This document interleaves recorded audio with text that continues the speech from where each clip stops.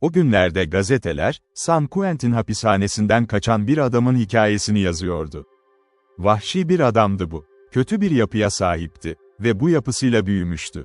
Doğru doğmamıştı, üstelik toplumun elinden aldığı biçimlendirmeden de hiç nasibini alamamıştı. Toplumun elleri sertti ve bu adam, toplumun elinin en çarpıcı ürünüydü. Bir canavardı. İnsan bir yaratıktı, evet, ama en iyi ihtimalle yırtıcı olarak tanımlanabilecek kadar korkunç bir yaratık. San Quentin'de düzeltilemez olduğunu kanıtlamıştı. Ceza, ruhunu kıramamıştı. Aptalca deli bir halde, son ana kadar savaşarak ölmeyi göze alabilirdi. Ama yaşayıp yenik düşmeyi asla kabullenemezdi. Ne kadar şiddetli savaşırsa, toplum onu o kadar sert bir elde tutuyordu. Ve bu sertliğin tek etkisi, onu daha da sertleştirmekti. Boğaz sıkma, açlık, dayak ve sopa, bunların hepsi Jim Hall için yanlış bir muameleydi. Ama asıl gördüğü muamele, San Francisco'nun gecekondu bölgesinde küçük bir çocukken başlamıştı. O zamanlar toplumun elinde yumuşak bir kildi, şekillendirilmeye hazır. Jim Hall, 3. ceza döneminde bir gardiyanla karşılaştı. O gardiyan da neredeyse onun kadar büyük bir canavardı. Ona haksız davrandı, yalan söyledi, onu muhafıza şikayet etti, kredilerini kaybettirdi ve ona zulmetti. Aralarındaki tek fark şuydu, gardiyanın anahtarları ve tabancası vardı. Jim Hall'un ise yalnızca çıplak elleri ve dişleri. Ama o gardiyanın üzerine atladı ve bir orman hayvanı gibi boğazına dişlerini geçirdi. Bundan sonra Jim Hall, düzeltilemezler hücresinde yaşamaya başladı. 3 yıl boyunca. Hücre demirdendi. Zemin, duvarlar, tavan, hepsi demir. Hiç dışarı çıkmadı. Ne gökyüzünü gördü, ne de güneş ışığını. Gündüzler alacakaranlıktı. Geceler ise kara bir sessizlik. Demir bir mezardaydı. Canlı gömülmüştü. Hiçbir insan yüzü görmedi. Hiç kimseyle konuşmadı. Yemeği ona itildiğinde, vahşi bir hayvan gibi hırladı. Her şeyden nefret ediyordu. Günlerce, gecelerce öfkesini evrene bağırdı, sonra haftalarca, aylarca hiç ses çıkarmadan kara sessizliğin içinde kendi ruhunu yedi. Hem bir insandı, hem de bir canavardı. Ve deli bir beynin vizyonlarında sürekli hissedilen o korku, onu hiç bırakmıyordu. Ve sonra, bir gece kaçtı. Gardiyanlar bunun imkansız olduğunu söyledi. Ama hücre boştu. Ve yarı açık bir kapının yanında, yarı ölü bir gardiyanın cesedi yatıyordu. Hapishanenin dış duvarlarına doğru izinde 2 gardiyan daha vardı. İkisini de elleriyle, sessizce öldürmüştü. Öldürdüğü gardiyanların silahlarıyla donanmış olarak tepelerden kaçıyordu, toplumun örgütlü gücü peşindeydi. Başına büyük bir ödül konmuştu. Açgözlü çiftçiler onu pompalı tüfeklerle avladı. Kamu ruhuna sahip vatandaşlar tüfeklerini alıp peşine düştü. Kan tazıları, kanlı ayak izlerini takip etti. Ve yasanın dedektifleri, toplumun ücretli avcıları, telefon, telgraf ve özel trenlerle, gece gündüz izini sürdü. Bazen onu köşeye sıkıştırıyorlardı. İnsanlar onunla yüz yüze geliyordu, ya kahramanlar gibi karşı duruyorlar ya da dikenli tel çitlerin ardında sabah kahvaltısı yaparken gazete okuyup kaçıyorlardı. Bu tür karşılaşmalardan sonra ölüler ve yaralılar kasabalara taşınıyor, yerlerine ise hevesli yeni avcılar dolduruluyordu. Ve sonra, Jim Hall ortadan kayboldu. Kan tazıları izi kaybetti. Uzak vadilerdeki masum çiftçiler silahlı adamlar tarafından durdurulup kimliklerini ispat etmek zorunda bırakıldı. Jim Hall'un kalıntıları ise bir düzineden fazla dağ yamacında ilan edildi, kan parasının peşindeki açgözlü talep sahipleri tarafından. Bu arada gazeteler Sierra Vista'da da okunuyordu. Ama büyük bir kaygıyla. Kadınlar korkmuştu. Yargıç Scott ise önemsemez gibi davranıp güldü. Ama bunun gerçek bir rahatlamadan geldiği söylenemezdi. Çünkü Jim Hall, son günlerinde yargıç kulübesinin önünde dikilmiş ve ceza almıştı. Açık mahkeme salonunda, tüm erkeklerin önünde, Jim Hall bir şeyi ilan etmişti, onu mahkum eden bu yargıçtan, intikam alacaktı. Bir noktada Jim Hall haklıydı. Mahkum edildiği suçtan masumdu. Hırsız ve polis dilinde bu bir, demiryolu yolculuğu, vakasıydı. Jim Hall, işlemediği bir suç için hapse atılıyordu. Önceki 2 mahkumiyeti nedeniyle Yargıç Scott ona 50 yıl vermişti. Yargıç Scott her şeyi bilmiyordu. Bir polis komplosu vardı, deliller uydurulmuştu ve Jim Hall, suçlanan suçtan tamamen masumdur. Ama Jim Hall, Yargıç Scott'ın sadece cahil olduğunu düşünmüyordu. Yargıç Scott'un her şeyi bildiğine ve polis ile el ele olduğuna inanıyordu. Korkunç bir adaletsizlikti bu.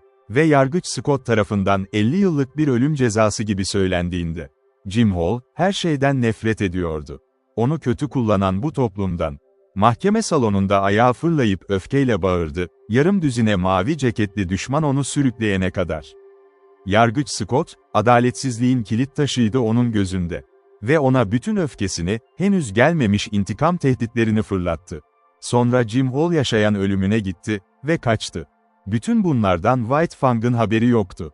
Ama Alice ile, efendinin karısı ile, aralarında bir sır vardı. Her gece, Sierra Vista uyumaya gittikten sonra Alice kalkıyor ve White Fang'ı büyük salonda uyumaya bırakıyordu.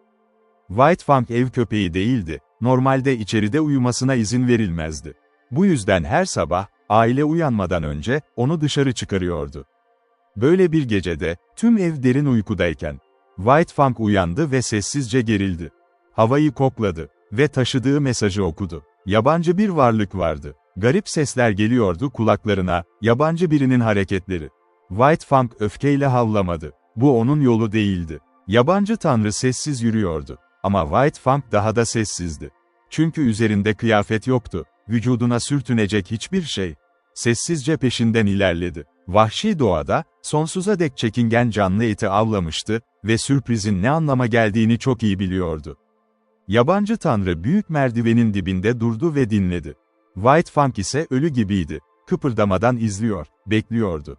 O merdiven, aşk ustasına ve onun en değerli varlıklarına giden yoldu. White Fang tüyleri diken diken olmuş halde bekledi. Yabancı tanrı ayağını kaldırdı. Çıkmaya başlıyordu. Ve o an, White Fang saldırdı. Hiçbir uyarı vermedi. Hırlamadı. Hiçbir işaret yoktu. Havaya fırladı, vücudunu yay gibi gererek adamın sırtına indi. Ön pençeleriyle omuzlarına tutunurken, dişlerini adamın boynuna gömdü. Bir an tuttu. Adamı tersine döndürmeye yetecek kadar. Birlikte yere çarptılar. White Fang uzaklaştı ve adam kalkmaya çalışırken, köpek dişleriyle tekrar içeri girdi. Sierra Vista alarm içinde uyandı. Aşağıdan gelen sesler, savaşan şeytanların gürültüsü gibiydi. Tabanca sesleri vardı. Bir adamın sesi, dehşet ve acıyla bir kez çığlık attı. Büyük bir hırlama ve uğultu, sonra mobilyalar ve camların kırılıp parçalanması. Ve bitti. Mücadele 3 dakikadan fazla sürmemişti. Korkan ev halkı merdivenin tepesinde toplandı. Aşağıdan, karanlık bir uçurumdan yükselen bir ses, suyun içinde hava kabarcıkları gibi gürleyen bir ses. Bazen bu gürültü neredeyse bir hırıltıya dönüşüyordu.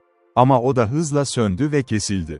Sonra karanlıktan yalnızca bir şey yükseldi, nefes almakta zorlanan bir yaratığın ağır, ağır soluğu. Weedon Scott bir düğmeye bastı. Merdiven ve alt koridor ışıkla dolup taştı. Sonra o ve Yargıç Scott, ellerinde tabancalarla, temkinli adımlarla aşağı indi. Bu tedbirli yaklaşımın bir anlamı yoktu artık. White Fang işini yapmıştı. Devrilmiş ve kırılmış mobilyaların enkazının ortasında, kısmen onların üzerinde, bir adam yatıyordu. Yüzü bir koluyla örtülmüştü. Weedon Scott eğilip kolunu kaldırdı ve adamın yüzünü gördü. Açık bir boğazla ölmüştü. "Jim Hall," dedi Yargıç Scott. Baba ve oğul birbirlerine baktı. Uzun, anlamlı bir bakış. Sonra White Fang'a döndüler. O da yan yatıyordu. Gözleri kapalıydı. Ama kapaklar hafifçe aralandı. Onların üzerine eğildiğini hissedince bakmaya çalıştı. Kuyruğu, boşuna sallıyordu. Weedon Scott onu okşadı. Boğazından onaylayan bir hırlama çıktı. Ama çok zayıf bir hırlamaydı bu. Ve hızla kesildi. Göz kapakları düştü. Kapandı. Tüm vücudu gevşedi. Ve yere yaslandı. "Tamamen mahvolmuş, zavallı şey," diye mırıldandı usta. "Göreceğiz," dedi yargıç. Ve telefona yürüdü. "Açıkçası, 1000'de 1 şansı var." Cerrah bunu, White Fang üzerinde 1,5 saat çalıştıktan sonra söyledi. Şafak pencereleri aydınlatıyor. Elektrik ışıkları soluyordu. Çocuklar dışında tüm aile cerrahın etrafında toplanmış, kararını bekliyordu. "Kırık bir arka bacak," diye devam etti cerrah. 3 kırık kaburga, en az biri akciğerleri delmiş. Vücudunun neredeyse tüm kanını kaybetti. İç yaralanma ihtimali yüksek. Atlamış olmalı. Bir de bunlara ek olarak, 3 kurşun deliği. Durdu. 1000'de 1 şans, gerçekten iyimser bir tahmin. Daha doğrusu, 1000'de 10 şans bile yok. Ama ona yardım edecek hiçbir fırsatı kaçırmamalıyız, diye bağırdı Yargıç Scott. Masrafı umursamayın. Röntgen çekin, her şeyi yapın. Whedon, hemen San Francisco'ya telgraf gönder, Doktor Nichols'a. Seni küçümsemiyorum doktor, anlıyorsun, ama ona her fırsatın avantajı tanınmalı. Cerrah anlayışla gülümsedi. Elbette anlıyorum. Bu onun için yapılabilecek her şeyi hak ediyor. Ona bir hasta çocuk gibi bakılmalı. Ve sıcaklık konusunda söylediklerimi unutmayın. Saat 10'da tekrar döneceğim. White Fang hemşirelik aldı. Yargıç Scott'un deneyimli bir hemşiresi vardı. Kızlar bu hemşireye içerledi. Ama onlar da nöbet tuttu. Ve White Fang, 1000'de 1 şansını kazandı. Cerrah haksız sayılmazdı bu tahmininde. Ömrü boyunca uygarlığın korunaklı insanlarına bakmıştı. Nesiller boyu korunmuş, yumuşak bir yaşam sürmüş insanlar. White Fang'la karşılaştırıldığında, onlar zayıftı. Hayata güçsüz bir kavrayışla tutunuyorlardı. White Fang ise doğrudan vahşi doğadan geliyordu. Orada zayıflar erken ölür ve kimse kimseyi korumazdı.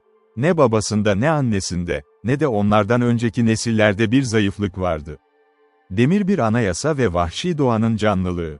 White Fang'ın mirasıydı ve hayata tutundu. Bütün benliğiyle, ruhen ve bedenen, eskiden tüm yaratıklara ait olan o azimle.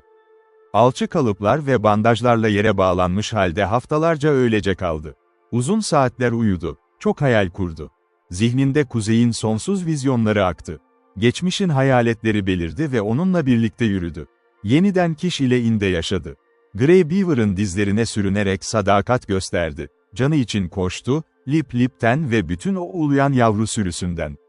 Yeniden sessizliğin içinde koştu, kıtlık aylarında avını takip etti. Yeniden Mitsah'ın kızağının önünde koştu. Grey Beaver'ın, ra, sesleri arkasından gelirken. Dar bir geçide sıkıştılar ve köpekler birbirine yığıldı. Beauty Smith ile geçen günlerini, her kavgayı, yeniden yaşadı. Böyle anlarda uykusunda inler, hırlar ve onu izleyenler, bu rüyaların kötü olduğunu anlardı. Ama özel bir kabus vardı.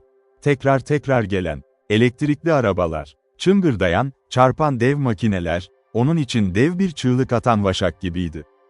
Çalılıklara gizlenip bir sincabın ağaçtan yeterince uzaklaşmasını beklerdi. Üzerine fırladığı an, sincap bir elektrikli arabaya dönüşürdü. Tehditkar, korkunç, bir dağ gibi üzerine yükselen, çığlık atan ve ona ateş püskürten bir canavar. Şahin de aynıydı. Gökyüzünden aşağı çağırdığında, ani bir düşüşle üzerine gelirken, o da elektrikli arabaya dönüşürdü. Ya da Beauty Smith. Hapishane kapısının dışında insanlar toplanırdı. Bunun bir dövüş olduğunu anlardı. Kapıyı izlerdi. Kapı açılırdı ve içeriden o korkunç elektrikli araba ona doğru itilirdi. Bunu binlerce kez yaşadı ve her seferinde yarattığı korku ilk seferdeki kadar canlı ve büyüktü. Sonunda o gün geldi. Son bandaj çıkarıldı. Son alçı kalıp söküldü. Gala günüydü bu. Tüm Sierra Vista etrafında toplanmıştı. Usta kulaklarını ovuşturdu, aşk hırlamasını mırıldandı. Efendinin karısı ona, Kutsanmış Kurt, adını verdi.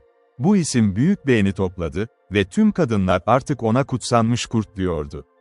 Ayağa kalkmaya çalıştı. Birkaç denemeden sonra düştü. O kadar uzun süre yatmıştı ki kasları kurnazlığını yitirmişti. Tüm gücü tükenmişti. Hafif bir utanç hissetti bu zayıflıktan.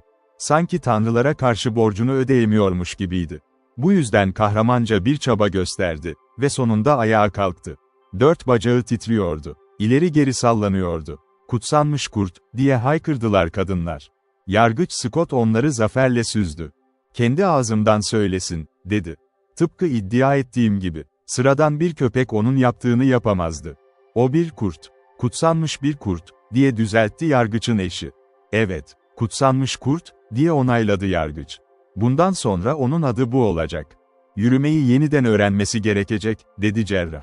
O yüzden hemen başlasın iyi olur. Zarar görmez. Dışarı çıkarın onu. Ve dışarı çıktı, bir kral gibi. Sierra Vista etrafında toplanmış, hepsi ona bakıyordu. Çok zayıftı. Çime ulaştığında uzandı ve bir süre dinlendi. Sonra küçük hamleler başladı. White Fang'ın kaslarına kan akmaya başladı yavaş yavaş. Ahıra ulaştılar. Kapıda Collie bekliyordu ve güneşte oynayan yarım düzine tombul yavru köpek. White Fang merakla izledi. Collie ona uyarırcasına hırladı ve mesafesini korudu. Usta, bir yavruyu nazikçe ona doğru yönlendirdi. White Fang şüpheli gerildi. Ama usta her şeyin yolunda olduğunu söyledi. Collie, bir kadının kollarında, kıskanç ve hırıldayan gözlerle izliyordu. Yavru onun önünde yayıldı. White Fang kulaklarını kıvırdı ve merakla izledi. Burunları birbirine değdi. Küçük sıcak bir dil hissetti yüzünde. Ve White Fang'ın dili çıktı. Neden çıktığını bilmiyordu. Ama yavrunun yüzünü yaladı. El çırpışmaları ve sevinç çığlıkları bu anı karşıladı. White Fang şaşırmış halde onlara baktı. Sonra zayıflık bastırdı ve çöktü. Uzandı. Kulakları kıvrık, başı bir yana dönük, yavruyu izledi. Diğer yavrular da ona doğru geldi. Collie'nin büyük tiksintiyle izlediği bir sahneydi bu. Ve White Fang ciddiyetle onların üstüne tırmanıp yuvarlanmalarına izin verdi. İşte o an, tanrıların alkışları arasında, kendisinden biraz utanmayı ve yabancılığı bıraktı. Yavruların şakaları ve dövüşleri sürerken, o yarı kapalı sabırlı gözlerle güneşin altında uyudu.